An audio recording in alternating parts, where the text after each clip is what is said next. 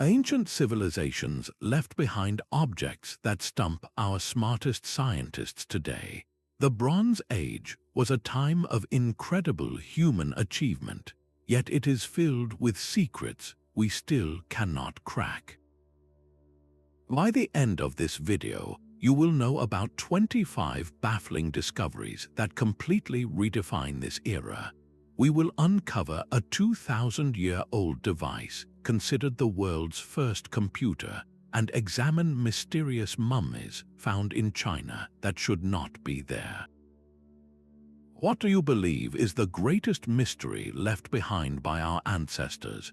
This transformative period began not with a bang, but with the slow, steady kindling of innovation.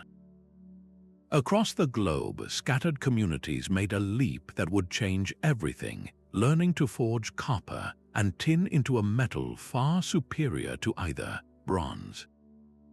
This was not merely a new material, it was the engine of a new world. With bronze came stronger plows to till the earth, sharper weapons to defend cities or conquer neighbors, and finer tools to create art that has endured for millennia. This technological revolution sparked the rise of incredible societies. On the island of Crete, the sophisticated Minoans built labyrinthine palaces. In Greece, the warlike Mycenaeans constructed mighty citadels. Meanwhile, in Mesopotamia and the vast Indus Valley, great cities flourished with complex governments and writing systems. These civilizations were not isolated. A web of trade routes stretched across continents, carrying not only rare tin and luxurious goods, but also the very seeds of knowledge and culture. Kings and merchants in Egypt communicated with counterparts in Anatolia. The world was, for the first time, becoming deeply interconnected. Yet this brilliant age of achievement met a sudden and catastrophic end. Around the year 1200 before the Common Era, this entire international system collapsed in a wave of destruction, famine, and abandonment that remains one of history's most profound enigmas. Why does this context matter so deeply? Because it is against this backdrop of brilliant rise and mysterious fall that we find objects and sites that defy all logical explanation. They are the puzzling artifacts left behind after the lights went out, and the first of these discoveries is so advanced, it seems to have fallen out of time itself. Lying at the bottom of the sea for 2,000 years was a corroded lump of bronze and wood that would rewrite history. Discovered in a Roman shipwreck off the Greek island of Antikythera, this object, now known as the Antikythera Mechanism, is arguably the most stunning archaeological find of the last century. When its calcified fragments were painstakingly cleaned and examined, researchers found something they never expected: an intricate clockwork of at least 30 interlocking bronze gears. This was not a simple statue or a common tool. It was a machine. Through advanced imaging techniques, scientists have been able to peer inside the encrusted remains and read faint inscriptions that functioned as an ancient user's manual. They realized this device was a precise astronomical calculator. By turning a hand crank on the side, an operator could predict the movements of the sun and moon, the positions of planets, and even the timing of lunar and solar eclipses. It displayed this information on dials on the front and back, showing the cycles of the cosmos with stunning accuracy. The sheer complexity of its gearing system, including a differential gear which was thought to have been invented more than 1,000 years later, is what earned it the title of the world's first analog computer. So who built this technological marvel, and for what purpose? The ship carrying it was Roman, but the mechanism itself is believed to be Greek, possibly from the school of the legendary Archimedes. Was it a rich man's toy, a tool for farmers, or a device for an astronomer priest to maintain the sacred calendar? We may never know its exact origin story. The existence of the Antikythera Mechanism forces us to confront a humbling truth. A level of mechanical engineering we thought impossible for its time was not only possible, it was achieved. This single device suggests an entire lineage of lost knowledge, a technological peak that was wiped away by the collapse of the ancient world. It makes you wonder what other advanced creations from the Bronze Age are still lying undiscovered, waiting to challenge everything we think we know about the past. While the Antikythera Mechanism reveals a lost world of science, another discovery from the same ancient seas presents a riddle of language. The Phaistos Disc was unearthed in the ashes of a Minoan palace on the island of Crete. It is a simple object, a circle of fired clay about the size of a small plate, but its surface tells a different story. Pressed into the clay in a perfect spiral are 241 symbols, created not by hand but with stamps, making this disc one of the earliest examples of movable type printing in human history. These are not simple pictures. The symbols form a mysterious cast of characters, from walking men and shaved heads to shields and bees, a whole vocabulary of images we cannot read. For over a century, the world's best linguists and codebreakers have tried to crack this code. Is the spiral a religious hymn to a forgotten goddess, a record of a king's deeds, or perhaps a trader's inventory? Every proposed translation remains a guess, a theory without proof. The ultimate frustration is that the Phaistos Disc is utterly alone. No other document like it has ever been found. This uniqueness is what makes it so deeply troubling to archaeologists. Was it a failed experiment in writing, destroyed and forgotten? Or does it represent a secret knowledge, a language used for a single sacred or royal purpose that was lost when the Minoan palaces fell? The disc sits in silence, a locked door to a room we did not even know existed in the Bronze Age mind. Far to the north of the Minoans and their silent disc, another metal circle was found, this one holding its secrets not in stamped symbols but in shimmering gold. The Nebra Sky Disc was not excavated by archaeologists, but looted by treasure hunters from a wooded hilltop in Germany. When it was finally recovered in a police sting operation, experts were stunned. This bronze disc, dating to around 1600 years before the Common Era, is the oldest known concrete depiction of the cosmos anywhere in the world. Against a deep blue-green patina of the night sky, golden arcs represent the sun and a crescent moon, while a cluster of stars shines between them, accurately portraying the Pleiades. But this was more than just a pretty picture. The disc was a dynamic instrument. A golden arc along its edge, which could be moved or removed, seems to have measured the angle between the rising and setting of the sun, marking the solstices. Another arc, interpreted as a solar barge, suggests a mythological vessel carrying the sun across the sky or through the underworld. So what was its true purpose? Was it a sophisticated agricultural calendar, telling farmers when to plant and harvest by the stars? Was it a sacred object for a priestly class, a physical link to the gods of the heavens? Or was it the ultimate symbol of power, owned by a chieftain who claimed to understand and even control the very movements of the sky? The most profound implication of the Nebra Sky Disc is the sophisticated knowledge it reveals. The people who made it, in what we often think of as a barbaric and primitive northern Europe, had already mapped the heavens and understood complex astronomical cycles that would take centuries for other civilizations to formally document. This was not just stargazing, it was a precise science integrated into the very fabric of their society, their religion, and their survival. It forces a complete re-evaluation of the Bronze Age mind, revealing a deep, universal human drive to find order in the cosmos and our place within it.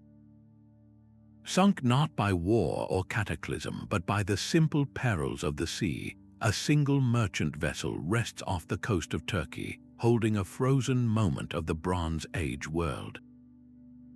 The Uluburun Shipwreck is more than a collection of artifacts. It is a sunken passport to a forgotten era of globalization. When archaeologists began recovering its cargo, they were not just pulling objects from the deep, they were unpacking the entire international economy of the 13th century before the Common Era. The hold was a treasure chest of raw power and luxury. 10 tons of copper ingots from Cyprus lay stacked next with a ton of precious tin, the very ingredients needed to forge the bronze that gave the age its name. But that was only the beginning. The ship also carried exotic ebony wood from Egypt, ivory from elephant tusks, and jars filled with terebinth resin, a fragrant substance used in perfumes and rituals. There was Baltic amber that had traveled from the far north, and vibrant cobalt blue glass from Mesopotamia. The personal belongings of the crew told their own story of a life at sea, from simple fishing weights and stone anchors to delicate gold pendants and a scarab bearing the name of the Egyptian queen Nefertiti. This floating emporium connected at least 7 major cultures, from Mycenaean Greece to the Canaanite city-states. But who were the sailors who manned this vessel? Were they Mycenaeans, Cypriots, or subjects of a powerful Canaanite king? We can only guess. We do not know their names, their language, or their final port of call. The ship's very anonymity makes its story universal. It represents the thousands of unknown merchants and sailors who braved the open Mediterranean, weaving a fragile web of commerce that linked empires and fueled their growth. The Uluburun wreck is a stunning snapshot of a connected world, but it is a picture from which the people themselves are strangely absent. It gives us the map of Bronze Age trade, yet leaves the names of the mapmakers a complete and utter mystery. Deep in the river valleys of Costa Rica, hundreds of stone spheres lie scattered, as if some giant's forgotten game of marbles was interrupted by time itself. These are not rough boulders, but objects of stunning geometric perfection, some as small as an orange and others so massive they weigh over 16 tons. Their surfaces are unnaturally smooth, their curves flawlessly spherical, carved from a hard granite-like rock. The most astonishing fact is that many of these orbs were crafted by the Oghuz Buenas culture, a people who flourished in the late centuries of the Bronze Age, using only stone hammers and other primitive tools. How did they achieve such precision without modern mathematics or metal implements? The sheer effort and skill required to shape these stones is a monumental puzzle in its own right. But the greater mystery is why they were made at all. Were they arranged to point to celestial events, a terrestrial map of the heavens? Some researchers note their alignments correspond to solstices or other star patterns. Perhaps they were symbols of power and wealth, markers of a chief's territory with size directly reflecting status. Or could they have held a deeper spiritual meaning, representing the sun, the moon, or the very cycle of life and death in a belief system we can no longer comprehend? The truth is that we have no written records, no oral histories from the people who created them. When the Spanish arrived centuries later, the local tribes had no knowledge of the sphere's origins or purpose. Their meaning had already been completely erased. These silent stone sentinels are a testament to a cultural tradition that achieved something magnificent, only to have its voice utterly silenced by the passage of time. They remind us that some of the most profound achievements of the ancient world are those whose purpose we can only guess at. The silent stones of Costa Rica hold a mystery of forgotten meaning, but another discovery, made of flesh and cloth, presents a riddle of human movement that rewrites our maps of the ancient world. In the scorching, arid sands of China's Tarim Basin, archaeologists made a find that stopped them in their tracks. They uncovered mummies, so perfectly preserved by the dry desert air that their features were shockingly clear. These individuals had long noses, deep-set eyes, and light brown or even blonde hair. Their bodies, dating back to around 1800 years before the Common Era, were dressed in beautifully woven plaid textiles and felted woolens that looked like they belonged in the highlands of Europe, not the heart of Central Asia. Here were people with distinctly Caucasian features, buried thousands of miles from where anyone thought such people could have lived at that time. Their very presence in this part of the world is a historical anomaly. For a long time, the story of early China was thought to be one of isolated development, a civilization rising on its own. The Tarim mummies shattered that idea completely. They are concrete proof that the ancient world was a place of astonishing mobility. The question is not just who they were, but what incredible journey brought them there. Were they lost travelers, a stranded trading party, or part of a deliberate mass migration across unimaginable distances? Genetic testing has only deepened the mystery, revealing that these individuals were not merely visitors, but formed a stable, long-lasting population with roots stretching back to the steppes of Eastern Europe and Siberia. They spoke a language we may never recover and practiced burial rituals that included placing bundles of ephedra, a medicinal plant, with the dead. So why did they come? Were they fleeing climate change or conflict in their homeland, searching for new pastures for their herds? Or were they pioneering traders, part of a vast and unknown network that moved goods and genes across the continents long before the famous Silk Road was ever established? The mummies sit in their museum cases. Their European features a silent challenge to any simple story of ancient history. They force us to redraw the mental maps of the Bronze Age, replacing solid lines of separation with a web of daring, long-distance connections we are only just beginning to understand. High in the Andes Mountains, the stone walls of Sacsayhuamán stand as a monument to a forgotten genius. These are not simple stacked rocks, but a colossal jigsaw puzzle carved from granite. The stones, some taller than a two-story building and weighing more than 100 tons, are locked together with a precision that defies belief. Their edges are not straight, but a complex array of zigzags and curves, and yet each block fits its neighbor so perfectly that you cannot slide a single piece of paper between them. This architectural marvel was built without mortar, without iron tools, and according to mainstream history, without the wheel. The result is a structure so resilient it has withstood centuries of earthquakes that have toppled modern buildings all across Peru. While the Inca Empire is credited with its final form, the sheer antiquity and sophistication of the foundational stonework have led many researchers to wonder if a much older, pre-Inca civilization began this project during a time parallel to the Bronze Age elsewhere in the world. How could a people, regardless of their identity, have achieved such a feat? The quarries where these behemoths were cut lie miles away. How were they transported up steep mountain slopes?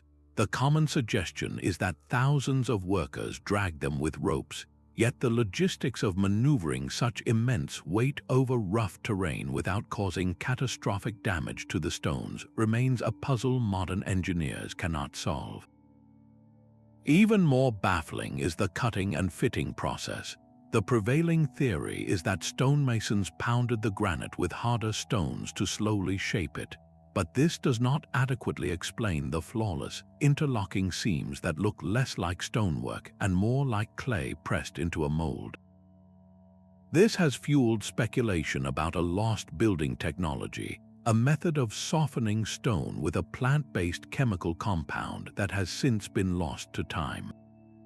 Were the builders of Sacsayhuamán working with a knowledge of materials science that we have yet to rediscover? The walls stand in silent testimony, their construction a secret the stones themselves refuse to give up. A book that refuses to be read may hide the oldest secrets of all. Locked away in a university library is the Voynich Manuscript, a codex of over 200 pages filled with a script that has defied every attempt at translation for more than a century. The vellum pages themselves date to the early 15th century in Europe, a time of knights and castles, yet the world contained within them feels alien and ancient. The text flows in an elegant, unknown alphabet, a river of characters that form words and sentences following patterns of a real language, yet one that remains utterly impenetrable. But the true strangeness lies in the illustrations. The pages are crowded with drawings of plants that do not exist, their leaves and roots unlike any species known to botany. There are intricate astronomical charts showing constellations no one can identify, and diagrams of tiny, naked women bathing in a system of interconnected green pools that seems to depict a biological or perhaps alchemical process we cannot comprehend. The sheer coherence of its bizarre content suggests it is not a hoax, but a genuine document of something. This has led to a tantalizing theory that the 15th century book is merely a copy, a later scribe's faithful reproduction of a much older, lost original. Could the Voynich Manuscript be a fragile paper echo of knowledge from the Bronze Age? Perhaps its unidentifiable plants are species that went extinct millennia ago. Maybe its strange star maps represent a celestial understanding from a time before our familiar constellations were formalized. If so, then this book is not a medieval curiosity, but a time capsule. It would be a direct line to a forgotten science or a spiritual worldview from an era that vanished into smoke and legend. It waits silently on its shelf, a locked door to a library of lost Bronze Age knowledge, and we have not yet found the key. The silent library of the Voynich Manuscript guards its secrets with ink and vellum, but another discovery, carved from the living rock of a Welsh hillside, reveals a different kind of mystery, one of immense scale and invisible organization. The Great Orme copper mine is a labyrinth, a sprawling underground network of tunnels that runs for miles, all dug by hand over many centuries during the Bronze Age. This was not a simple hole in the ground. It was an industrial complex, one of the largest prehistoric copper mines found anywhere on Earth. Think of the sheer volume of rock that had to be moved, using nothing more than stone hammers and bone picks. The miners followed thin seams of copper ore deep into the earth, illuminating their work with simple animal fat lamps, their soot marks still visible on the ceilings today. The output was staggering, enough copper to produce millions of bronze tools, weapons, and ornaments, fueling the needs of an entire age. We understand the how, the physical process of extraction. The real enigma lies not in the rock but in the people who coordinated this colossal effort. A single family or a small village could not have sustained this for generations. This scale of operation implies a highly structured society, one with managers, skilled laborers, and a system for distributing food and resources to hundreds, perhaps thousands of workers. Were they free citizens contributing to a communal project, or was this the work of a forced labor class under the control of a powerful chieftain? The mine itself is a ghost, its tunnels empty of the voices that once filled them. We see the tool marks, but we cannot see the overseers giving orders. We find the discarded bones of their meals, but we do not know if the miners were paid, revered, or oppressed. The Great Orme mine stands as a monumental achievement, yet the society that built it, with all its rules, hierarchies, and daily rhythms, has vanished without a trace, leaving us with only the echoing silence of its vast, empty chambers. The silent disc from Phaistos was just one piece of a much larger puzzle, found within the sprawling complex of the Minoan palace itself. This was not merely a royal residence, it was a miniature city, a multi-storied marvel of architecture that seems to defy its own time. Its layout was a deliberate labyrinth of corridors, courtyards, and storage magazines, all connected by a network of stone staircases and light wells that bathed the interior in a soft, diffused glow. This design was not chaotic but brilliantly organized, suggesting a society with a complex bureaucracy capable of managing everything from grain stores to religious ceremonies. Perhaps most astonishing were the advanced sanitation systems, with terracotta pipes providing running water and sophisticated drains that could handle waste and rainfall, a level of urban planning that would not become common again for over 1,000 years. This was a civilization that valued cleanliness, order, and communal living on a grand scale. Yet the very sophistication of this palace makes its fate all the more chilling. Around the year 1450 before the Common Era, a wave of fiery destruction swept across Crete. The great Minoan centers were abandoned, their palaces left to crumble. The leading theory points to the colossal volcanic eruption on the island of Thera, a blast so powerful it may have triggered tsunamis that smashed into northern Crete and blanketed the island in suffocating ash, crippling agriculture and shattering the maritime trade network that was their lifeblood. But is that the full story? The palaces stand as silent witnesses, their blackened walls and empty storerooms holding the secret of their final hours. Were the Minoans already weakened by internal strife or economic collapse before the disaster struck? Did invaders from the Greek mainland, seeing a crippled rival, move in to deliver a final blow? We can walk through the ruins and see the blueprint of their society, but we cannot hear the conversations in the courtyards or understand the daily rhythms of the people who called this labyrinth home. How did they govern themselves, and what gods did they worship in their vibrant frescoes?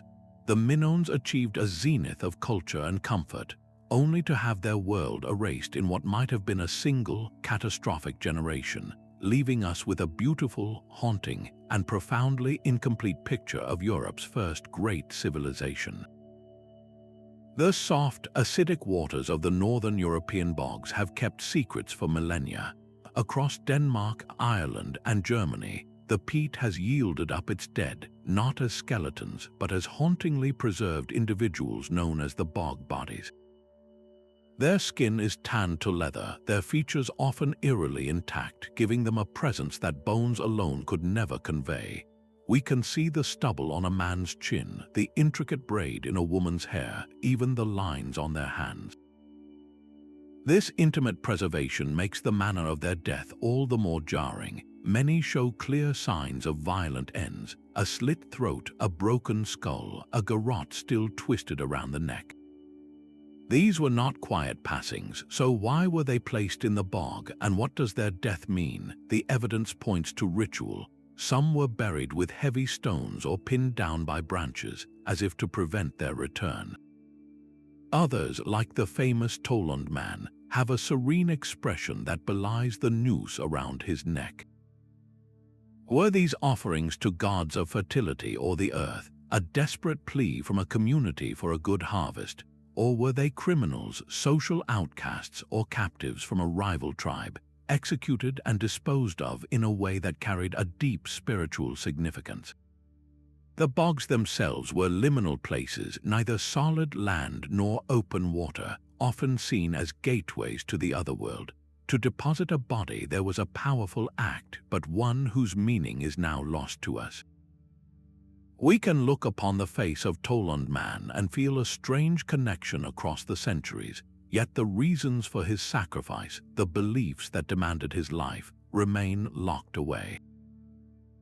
These bodies are a direct, tangible link to the people of the Bronze Age, but they are a link that speaks in a language of violence and ritual we can no longer fully decipher.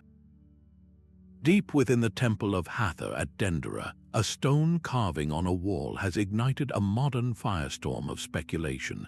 It shows a strange and compelling scene. A large, elongated object, shaped almost like a light bulb, is held aloft by a pillar. Inside, a snake stretches the entire length of its body, its head pointing toward one end. A cable-like cord seems to connect the base of this object to a box, upon which stands a god, while a baboon-like figure holds two knives pointed at the snake. To some, this is not a mythological symbol at all, but a literal diagram of ancient technology, a giant electric light bulb with a snake representing the glowing filament.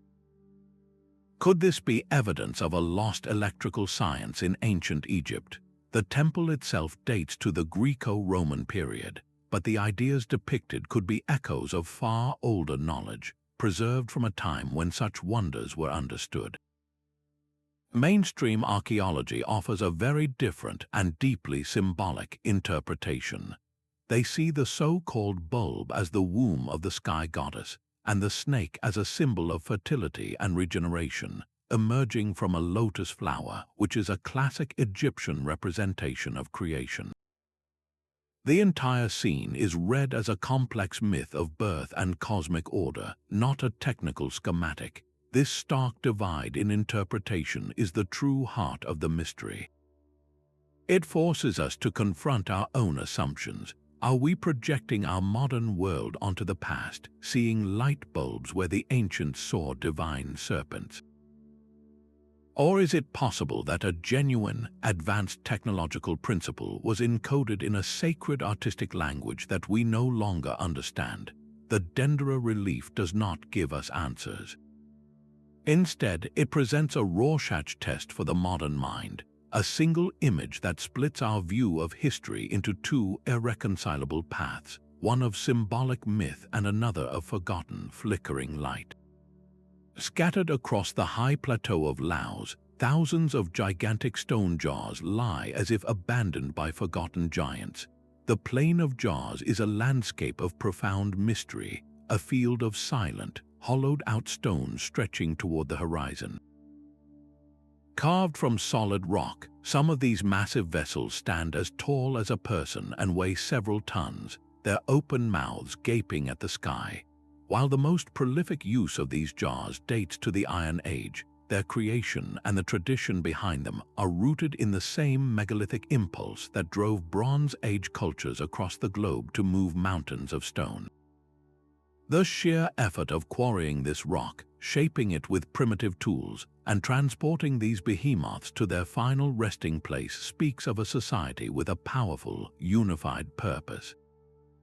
But what was that purpose? The most haunting theory is that they were used for burial practices, serving as temporary coffins where bodies were placed to decompose before the bones were gathered for a final rest.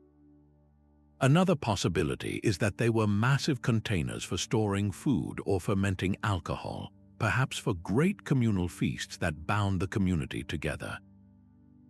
Yet the ground around the jars offers no clear answers. There are no vast nearby settlements, no written records etched into the stone, no grand temples to give us context. The people who made them left only the jars themselves, a monumental effort whose meaning has completely evaporated from history. Standing among them, you cannot help but feel the ghost of a ceremony, the echo of chanting voices and the scent of offerings made to gods whose names we will never know. This silent plain is a testament to a cultural tradition that invested everything in a ritual we can no longer comprehend, a powerful reminder that some of humanity's greatest endeavors were for reasons that died with their creators. In the heart of a desert in eastern Iran, a city of fire and innovation rose from the dust. Shahr-e, known as the Burnt City, was a sprawling metropolis that thrived for over a millennium, a beacon of civilization far from the more famous centers of Mesopotamia and the Indus Valley. Its name comes from the multiple layers of ash and burned structures found at the site, evidence of catastrophic fires that swept through its streets not once but several times. Yet from this charred earth, archaeologists have pulled objects of such delicate artistry and technical skill that they force us to reconsider the capabilities of this remote society. One of the most personal and haunting finds is the skeleton of a woman, buried with a remarkable artifact. Nestled in the eye socket of her skull was a prosthetic eye, meticulously crafted from a lightweight material believed to be bitumen paste and animal fat, with a golden iris at its center. Fine lines were etched to represent capillaries, and a central hole allowed for the drainage of tears. This was not a simple ornament for the afterlife. It was a sophisticated medical device, the world's earliest known artificial eye, worn in life and demonstrating an astonishing level of early surgery and human compassion. Alongside this evidence of personal care, the city's residents also sought entertainment.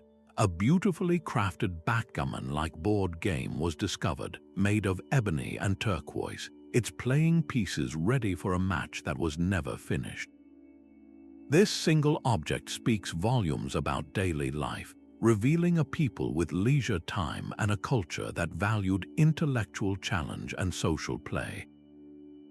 The city was a hub of specialized crafts, producing intricate textiles, stone vessels, and metalwork that were traded across vast distances, from the shores of the Persian Gulf to the heart of Central Asia.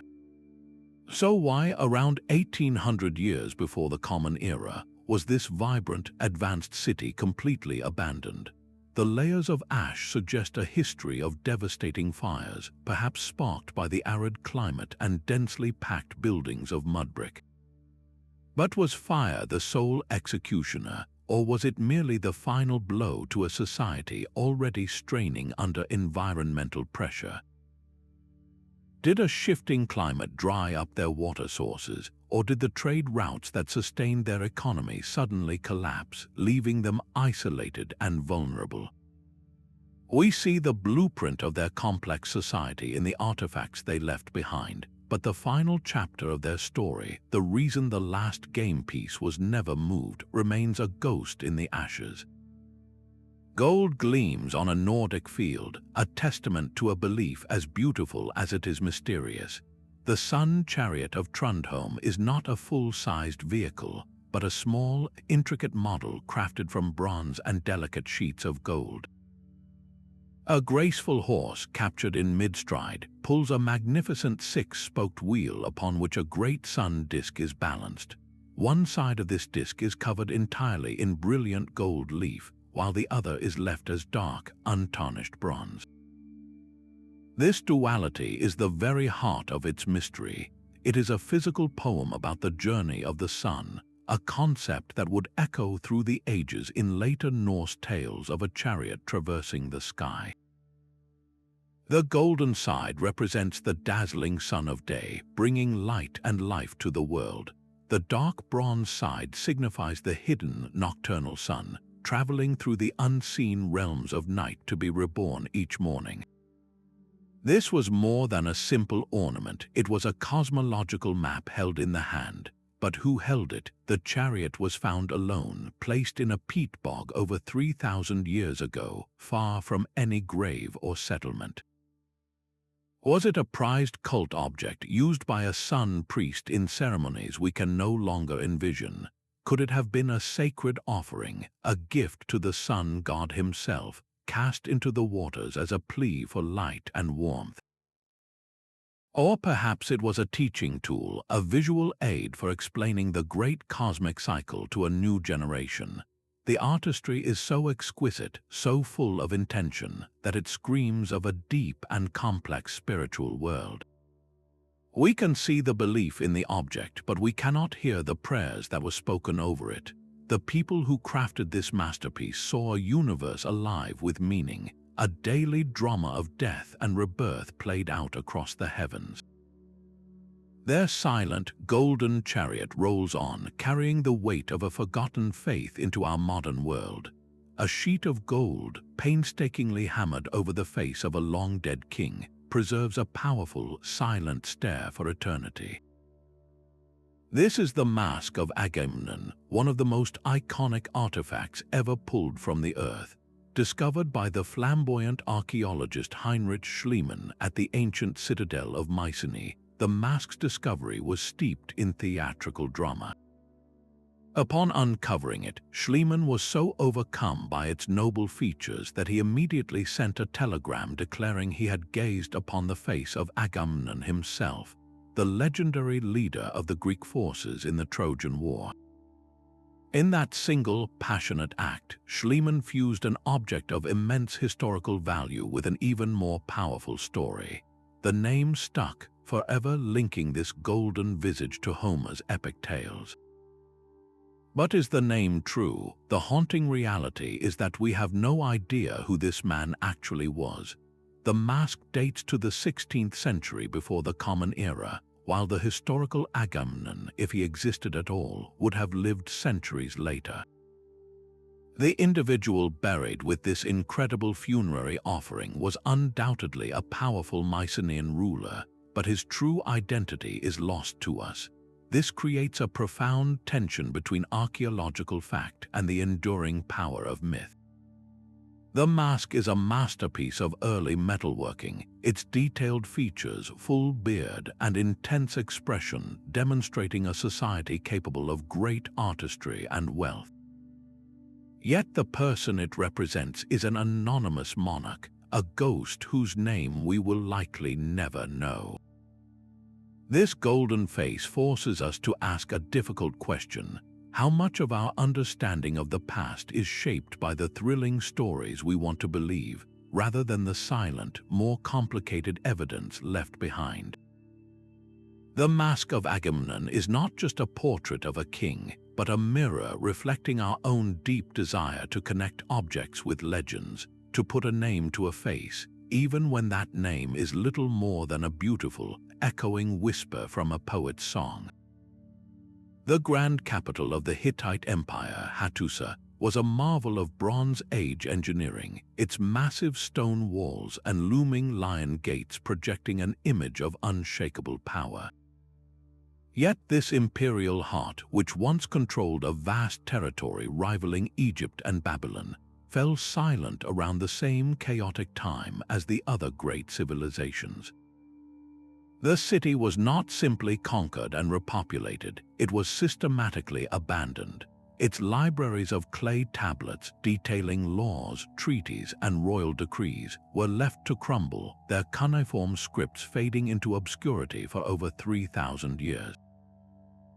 What could possibly bring down such a formidable state so completely? Was it a relentless invasion by the mysterious sea peoples mentioned in Egyptian records, a force that swept across the Mediterranean like a storm? Or did internal rebellion and civil war fracture the empire from within, leaving it vulnerable to any outside pressure? A growing body of evidence points to a more insidious enemy, a changing climate. Tree ring data from the region suggests a period of severe, prolonged drought that would have devastated the agricultural base, leading to famine, economic collapse, and social unrest. The truth is that no single explanation seems sufficient. The collapse of the Hittites was likely a perfect storm of disasters, where climate change weakened the state just as foreign threats gathered at its borders and internal unity frayed. Their sudden disappearance created a historical void that swallowed an entire empire, a stark reminder that even the most powerful Bronze Age kingdoms were built on foundations more fragile than their stone walls suggested. She holds a snake in each hand, her bare chest exposed and her gaze both powerful and serene. Crafted from gleaming faience, a type of glazed ceramic, these Minoan snake goddess figurines are among the most instantly recognizable yet enigmatic artifacts from the Bronze Age. They were found in the palace of Knossos, carefully placed in a repository, suggesting they were objects of deep veneration. But who does this figure represent? Is she a great mother goddess, a powerful priestess, or perhaps both? The snakes coiling around her arms and body are not depicted as threats, but as familiars, symbols of a close and intimate relationship with the natural world. In many ancient cultures, the snake was a potent emblem of regeneration and healing, shedding its skin to be reborn and perhaps connected to the cycles of life and death. This has led to the compelling theory that the Minoans worshipped a central, powerful goddess, and that their society may have been more matriarchal in its spiritual focus than the warrior king cultures that followed. The figurines might have been used in household shrines, offering protection to the family, or in grand public rituals led by a priestly class where women held significant religious authority. Yet without the ability to read their linear script, we are essentially watching a silent film of their religion. We can see the vivid frescoes of bull leapers and the beautiful art, but we cannot hear the prayers, the chants, or the names of their deities. These statuettes are a tantalizing glimpse into a spiritual world where the divine was perhaps fundamentally feminine, a world of earth and renewal rather than sky and conquest. They stand as a beautiful, silent challenge, making us wonder if we have misunderstood the balance of power in the ancient world, and if the voices we have been missing for 3,000 years were not those of kings but of queens and priestesses. Rising from the Sardinian landscape like ancient stone giants, the Nurag stand in their thousands. These are not simple piles of rock, but complex, conical towers built with massive, unmortared blocks, some soaring to the height of a modern 3-story building. Constructed by the Nuragic civilization across centuries of the Bronze Age, their sheer number is staggering, with over 7,000 still dotting the island. Each tower is a masterpiece of dry stone construction, engineered with internal staircases, chambers, and niches, their corbelled roofs still intact after more than 3,000 years. Many form the center of larger complexes, surrounded by villages of circular huts, suggesting these were the hearts of vibrant communities. But what was the pulse that beat within these stone hearts? Were they impenetrable fortresses built by a warrior society to guard against invaders from the sea? Their commanding positions on hilltops support this idea. Or were they primarily sacred spaces, the domain of priests who used the dark, confined chambers for rituals connecting with the gods? Some researchers point to the nearby sacred wells, intricate structures built to access underground water sources, as evidence of a deep, water-based religion. Perhaps they were the Bronze Age equivalent of a medieval castle, serving simultaneously as a military stronghold, a political center for a local chieftain, and a symbolic focus for the community's identity. The greatest frustration is the silence. The Nuragic people left behind no written records, no royal inscriptions to boast of their deeds. We see the incredible scale of their building, evidence of a society capable of organizing labor and resources on a massive scale, yet we have no idea how they governed themselves. Was it a collection of rival clans, each with their own Nurag, or a unified kingdom with a central authority? Their culture thrived for centuries, producing sophisticated bronze figurines and engaging in trade across the Mediterranean, only to decline mysteriously, their towers abandoned but never truly conquered. The Nurag remain as the ultimate symbol of this lost people, their silent, brooding presence a constant reminder that a society can achieve monumental works and yet vanish so completely that we cannot even hear the echo of their voices. A slender wand of hippopotamus ivory rests in a museum case, its surface carved with a menagerie of strange and powerful creatures. These are the wands of Horus, curved ceremonial rods dating back to Egypt's Middle Kingdom, a time deep within the Bronze Age. They are not weapons but objects of profound and mysterious purpose. Their arcs are inscribed with a protective parade of divine beings, from coiled serpents and fearsome lions to mythical griffins and scarab beetles, all believed to be guardians against unseen malevolent forces. We know they were used in rituals, but the exact nature of those ceremonies is a secret the wands refuse to tell. Were they tools of magic waved over the sick to banish the spirits of disease? Could they have been symbols of a priest's authority, a physical key that unlocked their power to communicate with the gods? Or perhaps they were used in the sacred space of childbirth, creating a protective circle around a mother and her newborn to ensure a safe delivery. The frustrating truth is that the esoteric knowledge of how to use these objects died with the priests who wielded them. Our modern understanding is pieced together from fragments of much later texts, a fuzzy echo of the original living tradition. This gap makes the wands of Horus more than just artifacts, they are a direct challenge. They represent an entire dimension of Bronze Age life, the deeply spiritual and magical worldview that was as real to them as science is to us. We can see the craftsmanship, but we cannot feel the power these objects were believed to hold. They are a locked door to a room of ancient belief, and all we have are the faint, faded instructions written centuries after the door was sealed. Even the smallest objects can carry the weight of a lost world.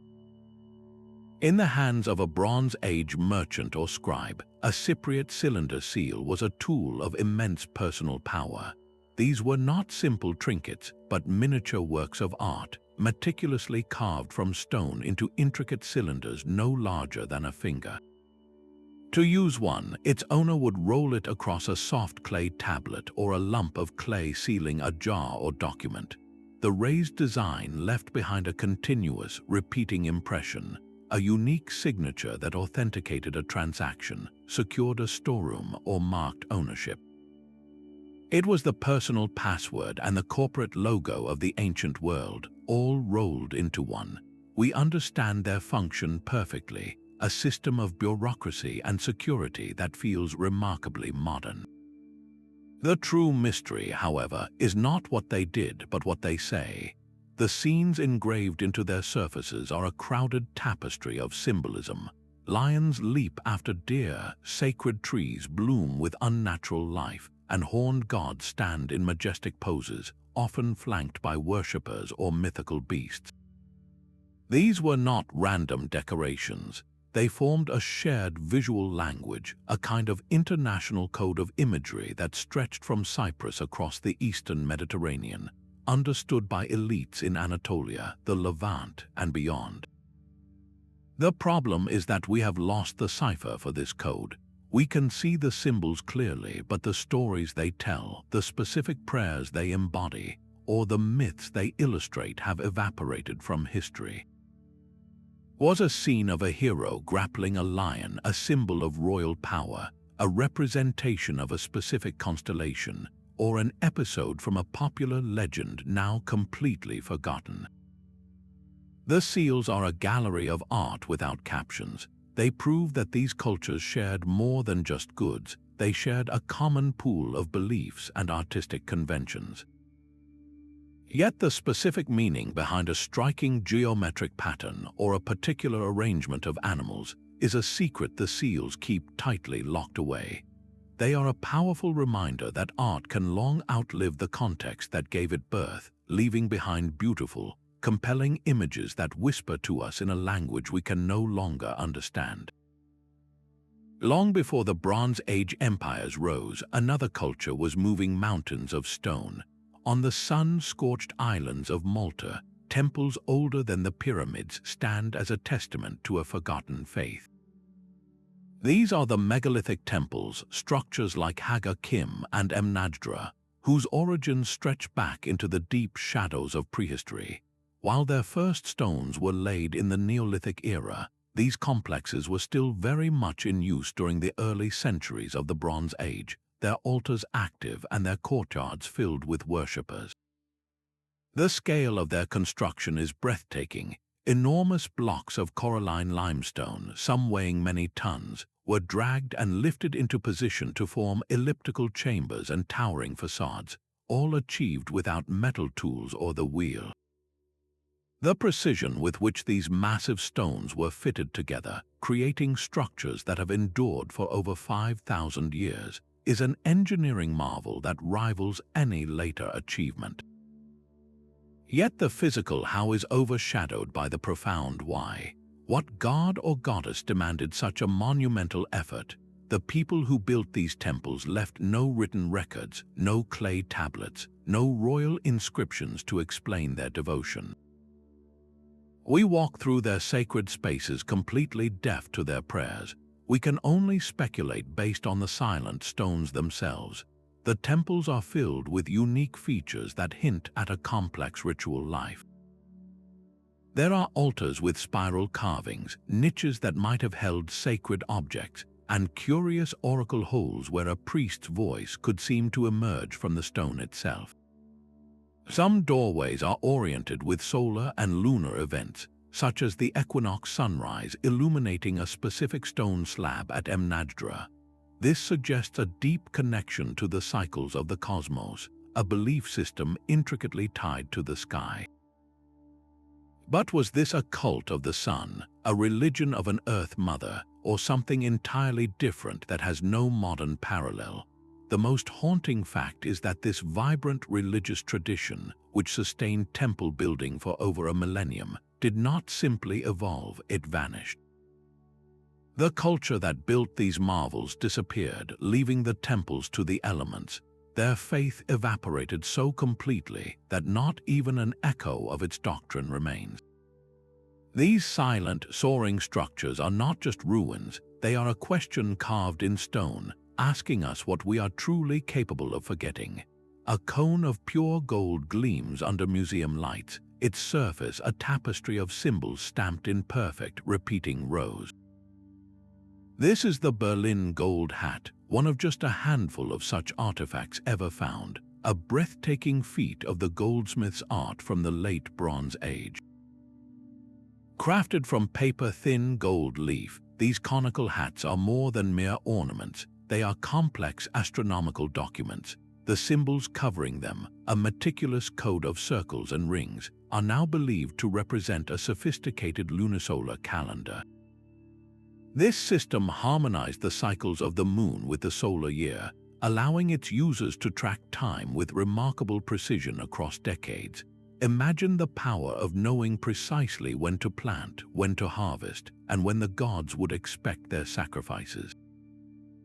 This knowledge was the ultimate social and religious authority, yet the very people who possessed this advanced understanding have vanished, leaving behind the golden shells of their wisdom. Who was privileged to wear such a dazzling and heavy crown of knowledge? The most compelling theory points to a high priest or a shaman king, an individual who served as the living bridge between the earth and the heavens. In this role, the hat was not just a calendar but a potent ritual object.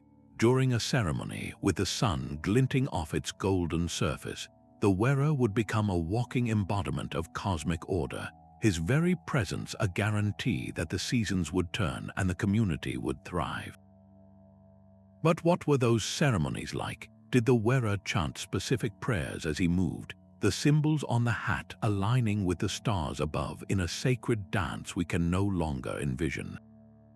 The silence surrounding their rituals is absolute. We hold the key to their calendar, but the door to their spiritual world remains locked. These golden cones are a brilliant, frustrating paradox, objects of sublime scientific achievement whose human heartbeat has been utterly stilled by time. A riverbank in Central Asia gave up a treasure that rivals any king's ransom. Known as the Oxus Treasure, this spectacular collection of Achaemenid Persian gold was discovered not in a royal tomb, but seemingly lost or hidden along the banks of the Oxus River. It is a hoard that dazzles with its artistry, featuring intricate modeled chariots perfect in every detail, heavy gold armlets decorated with mythical griffins, and finely hammered plaques depicting nobles and deities. These objects date to a period just after the traditional Bronze Age, yet they are the direct inheritors of its artistic and cultural traditions, a bridge between two eras. The treasure gives us an unparalleled glimpse into the sheer wealth and sophisticated aesthetics of ancient Iran. Yet for all its brilliance, the Oxus Treasure is cloaked in uncertainty. How did such an immense collection of valuables come to be left by a river? Was it the cargo of a merchant caravan ambushed and looted, only for the thieves to bury their plunder and never return? Could it have been a temple's sacred treasury, hidden away from an advancing army during a forgotten war? Or was its deposition itself a ritual act, a votive offering to the river god, cast into the waters to secure divine favor? The original owners are ghosts, their identities and their urgent reasons for parting with such wealth lost to the very sands that preserved it. This glittering mystery from the edge of the Bronze Age world serves as a powerful reminder that the most opulent finds can often be the most silent, their golden surfaces reflecting our own questions back at us. And so we arrive at the final, shadowy force that haunts the end of the Bronze Age, a mystery that encapsulates the collapse itself. The Sea Peoples are not an artifact you can hold in your hand, but a ghostly presence in the records of their victims. Egyptian temple walls at Medinet Habu tell their story in stark, dramatic relief. They depict a chaotic armada of ships, their prows carved with the heads of strange birds, carrying warriors with feathered headdresses into battle against the armies of Pharaoh Ramses III. The inscriptions speak of a conspiracy in their isles, and of nations that laid their hands upon the lands as far as the circle of the earth. These carvings are our primary evidence, a victor's version of a cataclysm. But who were these seaborne invaders? The Egyptians listed names like the Peliset, the Shekelesh, and the Denyen, names that echo tantalizingly with later peoples like the Philistines and the Sicels, yet their true origins remain a historical black hole. Were they a displaced population, entire communities set adrift by famine or earthquake, forced to become raiders to survive? Could they have been a confederation of pirates drawn from the fringes of the collapsing world, who saw weakness in the great empires and struck for plunder?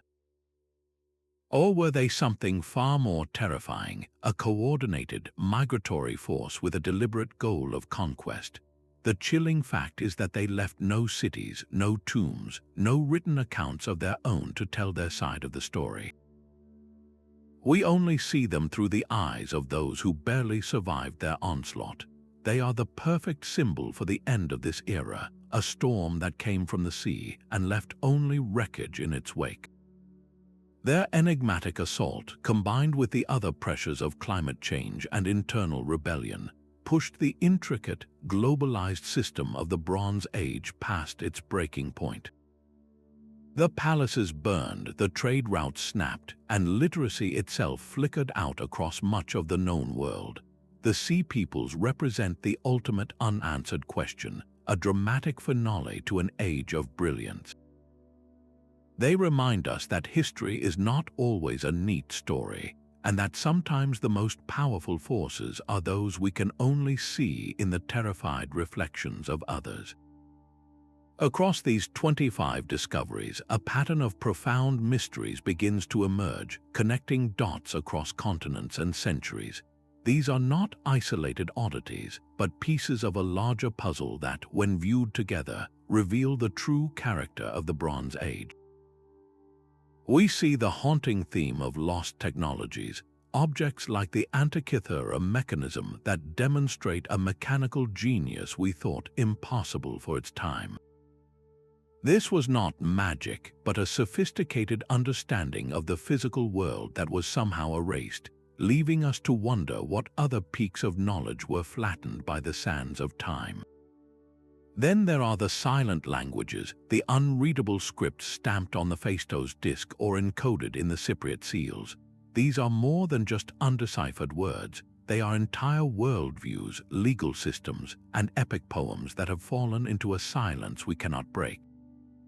Perhaps the most dramatic pattern is the evidence of unexpected human journeys. The Caucasian Tarim mummies in the heart of China force us to redraw our mental maps, proving that the ancient world was a place of astonishing mobility and cultural exchange long before the historical record tells us it was possible. And looming over it all is the recurring specter of collapse. From the Minoan palaces blackened by fire to the sudden abandonment of the mighty Hittite capital Hattusa, we see a world that reached a brilliant peak of globalization and interconnectedness, only to have its entire system shatter. This was not merely bad luck for a single kingdom. It was a cascade failure that suggests these early civilizations, for all their achievements, possessed a deep, shared vulnerability. They were connected by trade, but also by risk. A drought in Anatolia could ripple into famine in Greece. A volcanic eruption in Thera could cripple the economy of Egypt. These patterns paint a picture of an era that was anything but simple or primitive. It was a complex and fragile tapestry, woven with threads of innovation, daring exploration, and a network of connections that proved both its greatest strength and its ultimate Achilles heel.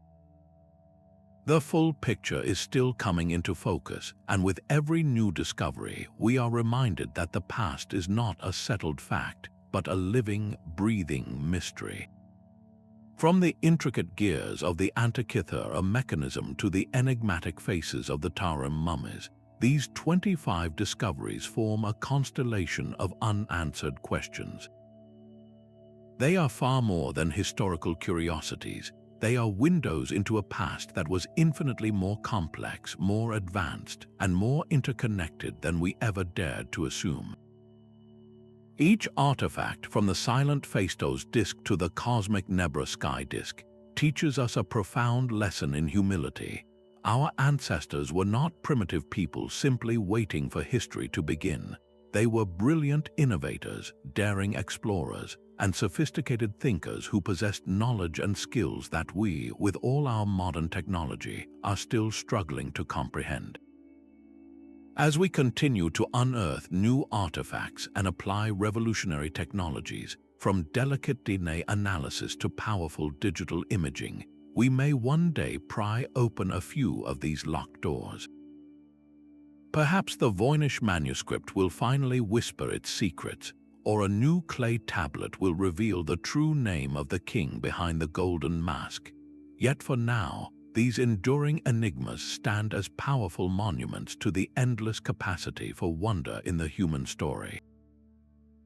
They remind us that history is not a solved puzzle, but a living, breathing mystery with countless pages still waiting to be read.